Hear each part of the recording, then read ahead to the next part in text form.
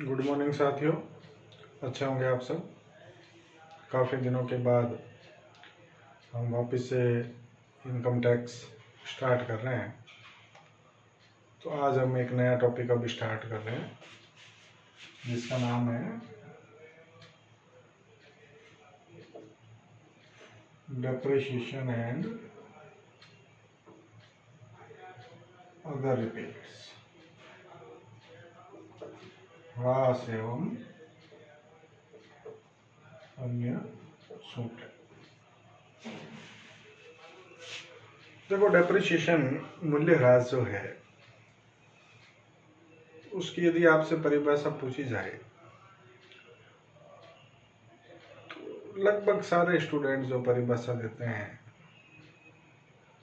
कि संपत्तियों को हम स्थायी संपत्तियों को प्रयोग में लेते हैं जिनके कारण से उनका मूल्य कम हो जाता है। नेचुरली सही डेफिनेशन है, लेकिन एक्चुअल डेफिनेशन ये नहीं है। क्योंकि देखो, स्थायी संपत्तियों को आप प्रयोग में लेते हो, उससे उसका मूल्य कम हो जाता है, ऐसा हमेशा जरूरी नहीं होता है। जैसे हम बात करें लैंड, भूमि के लिए, तो जमीन को आप कितना ही काम में लो, जमीन को काम में लेने से जमीन का मूल्य कम नहीं होता है। ये पता है आप सबको। तो फिर ऐसी क्या डेफिनेशन दे हम जो एकदम सटीक बैठे, सही बैठे? तो हम डेफिनेशन क्या देंगे? देखो, स्थायी संपत्तियों को निरंतर प्रयोग में लेने से उनका जीवन काल कम हो जाता है, जिसके कारण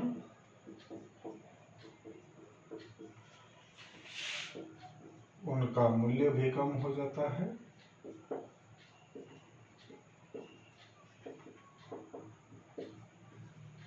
इसे मूल्यह्रास कहा जाता है।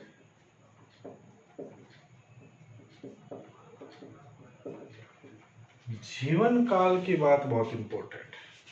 लाइफ, जैसे जैसे आप संपत्तियों को प्रयोग में लोगे निरंतर, उसकी लाइफ में कमी होती जाएगी, जीवन उसका कम होता जाएगा। लेकिन भूमि, लैंड का जीवन कम नहीं होता है। क्यों नहीं होता है? क्योंकि लैंड की लाइफ अनलिमिटेड होती है। जमीन तो जमीन ही है, रहेगी 100 साल बाद भी वैसी रहनी है जमीन। तो जमीन में क्या फर्क है? तो जमीन जो है, भूमि, उसकी जीवन काल असीमित होता है, अनलिमिटेड होता है, इसलिए उसके ऊपर मूल्यह्रास नहीं लगा सकते।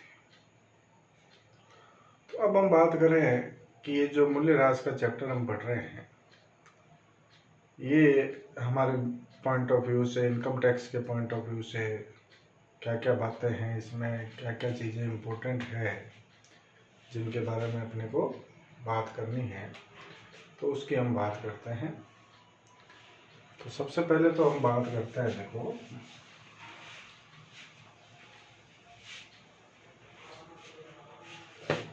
जब हम कुछ विशिष्ट संपत्तियों का व्यापार के लिए प्रयोग करते हैं, केवल बिजनेस के लिए, क्योंकि मूल्यह्रास की छूट केवल बिजनेस में मिलती है। आप किसी संपत्ति का घरेलू प्रयोग कर रहे हो तो आपको मूल्यह्रास की छूट नहीं मिलेगी उसके ऊपर। यदि आप व्यापार के लिए संपत्तियों का प्रयोग कर रहे हो, विशिष्ट संपत्तियों का, तो उनके ऊपर हमें मूल्यह्रास की छूट मिलती है। किसी विशिष्ट संपत्ति का जब व्यापार के लिए प्रयोग किया जाता है तो उस पर मूल्यह्रास की छूट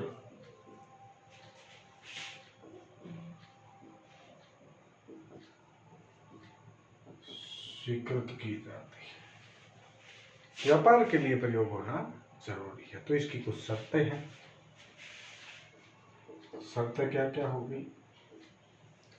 पहली शर्त तो ये हो गई कि जो करदाता है, जिसके लिए हम टैक्स की कैलकुलेशन कर रहे हैं, वो करदाता संपत्ति का स्वामी मतलब मालिक होना चाहिए। हम किसी दूसरे की संपत्ति का प्रयोग कर रहे हैं तो उसके ऊपर मूल्यह्रास की छूट अपने को कैसे मिल सकती है?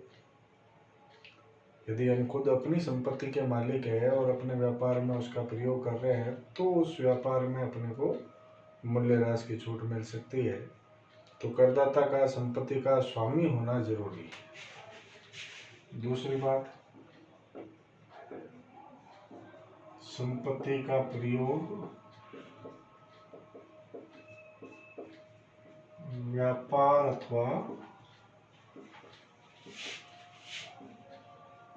पैसे के लिए किया गया।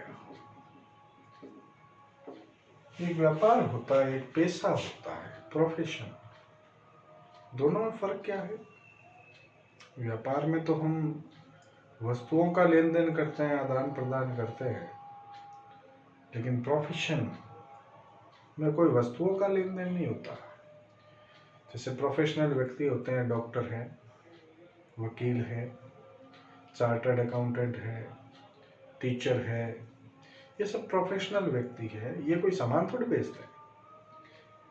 तो ऐसे व्यक्तियों को हम प्रोफेशनल व्यक्ति कहते हैं। और बिजनेस में तो आपको पता है कि वस्तुओं का, सामान का लेन देन होता है। तो चाहे हमारा व्यापार हो चाहे पैसा हो, उसमें उस संपत्ति का प्रयोग हुआ हो, जिस संपत्ति के हम मालिक हैं, तो उसके ऊपर मूल्यह्रास की छूट मिल सकती है। तीसरी बात, संपत्ति का प्रयोग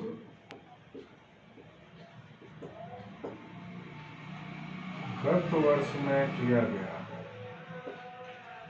भाई हम टैक्स की कैलकुलेशन गत वर्ष के लिए ही कर रहे हैं, प्रीवियस ईयर के लिए कर रहे हैं, तो प्रीवियस ईयर में उस संपत्ति का उपयोग भी तो होना चाहिए ना। उपयोग नहीं हुआ है संपत्ति का तो मूल्यह्रास की छूट कैसे दी जाएगी? दे ही नहीं सकते। तो पहली बात तो ये 3 शर्तें पूरी होनी जरूरी है कि करदाता जो है वो संपत्ति का मालिक होना चाहिए।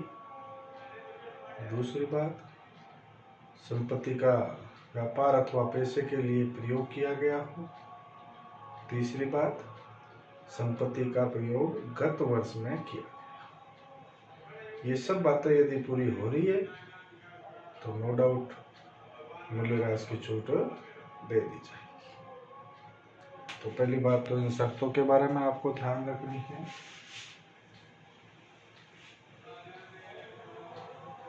अब बात करते हैं कि मूल्यह्रास कौन सी संपत्तियों पर लगाया जाता है। आपको पता है स्थायी संपत्तियों को हम 2 कैटेगरी में बांटते हैं।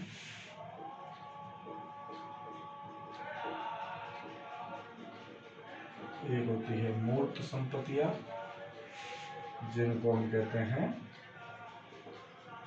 टेंजिबल एसेट्स, और एक होती है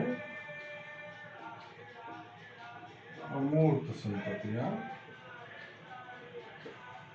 जिनको हम कहते हैं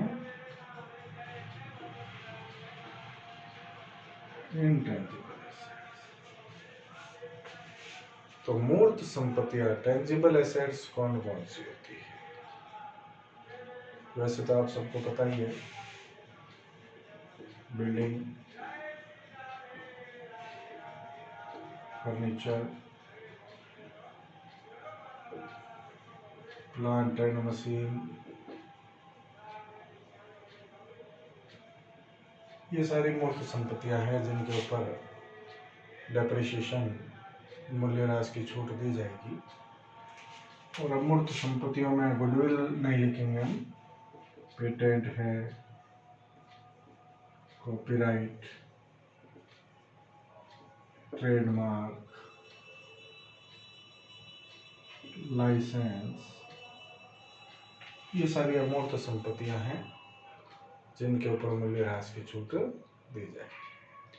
तो ऐसी कौन कौन सी संपत्तियां हैं जिन पर मूल्यह्रास की छूट नहीं दी जाती है? स्थायी संपत्तियां हैं, फिर भी उनके ऊपर मूल्यह्रास नहीं लगता है, ये भी ध्यान रखें। पहली, ख्याति, गुडविल के ऊपर कभी भी मूल्यह्रास नहीं लगता।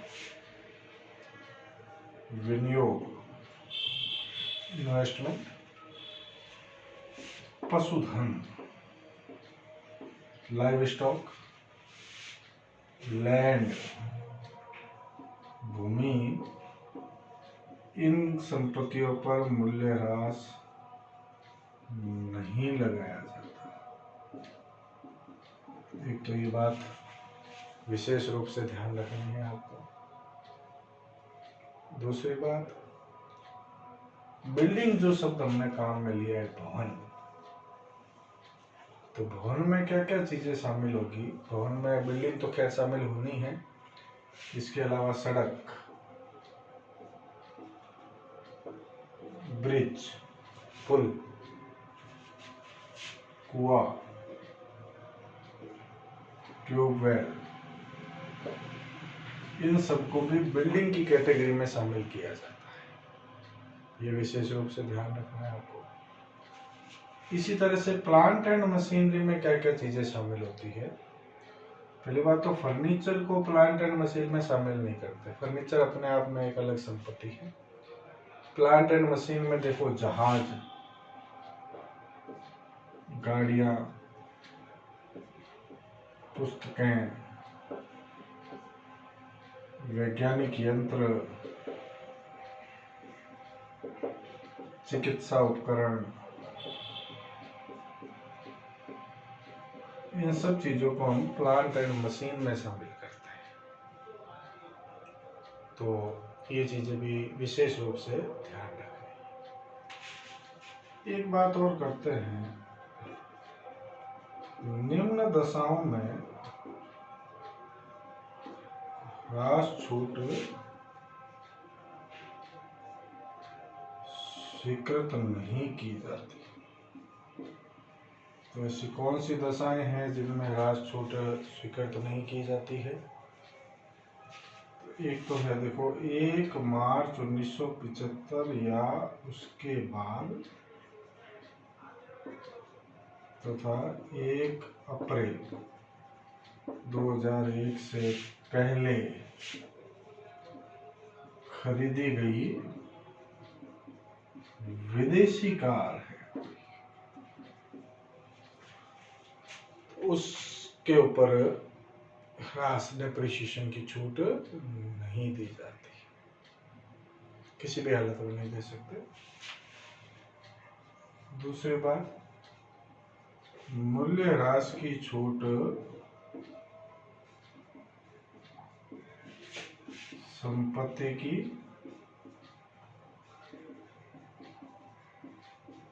वास्तविक लागत से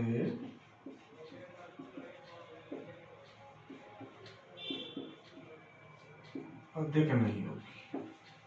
जो संपत्ति की वास्तविक लागत है उससे ज्यादा मूल्यह्रास की छूट नहीं दी जा सकती। तो ये कुछ विशेष बातें जो है वो आपको ध्यान में रखनी है। तो ये देखो, जो जो चीजें मैंने अभी आपको बताई है, इन सबको दिमाग में रखना। अभी थ्योरेटिकल पोर्शन और भी काफी है, तो उसको भी हम नेक्स्ट वीडियो में डिस्कस करने वाले हैं। लेकिन जितनी बातें आज बताई है उसको अच्छे से ध्यान में रखिए, ठीक है ना? तभी इस चैप्टर को आप अच्छे से कर पाओगे, अदरवाइज इस चैप्टर को आप अच्छे से नहीं कर पाओगे। और पीछे हमने जो भी चैप्टर्स किए हैं, सैलरी ऐड कर लिया था हमने, हाउस प्रॉपर्टी ऐड कर लिया था, कैपिटल गेन ऐड कर लिया था। तो ये जो 3 हेड हमने पीछे किया है उनको वापस से रिवाइज करो, ठीक है ना? बिना रिवीजन किए सब कुछ भूल जाओगे। क्यों? क्योंकि इनकम टैक्स में सारा खेल रूल्स का है और रूल्स को बार बार पढ़ना पड़ेगा आपको, तभी वो आपके दिमाग में रहेंगे। यदि आप रूल्स को बार बार नहीं पढ़ोगे तो रूल्स दिमाग से निकल जाएंगे और उनको फिर से वापस से पढ़ना आपके लिए मुश्किल होगा। इसलिए निरंतर टच में रहिए। भले ज़्यादा नहीं, 1 सवाल ही करो रोज, 2 सवाल करो, है ना? ज़्यादा नहीं करें, लेकिन वो रूल्स को दिमाग में रखने के लिए उसके टच में रहना आवश्यक है। खैर, नेक्स्ट वीडियो में और बातें बताता हूँ आपको। Thank you.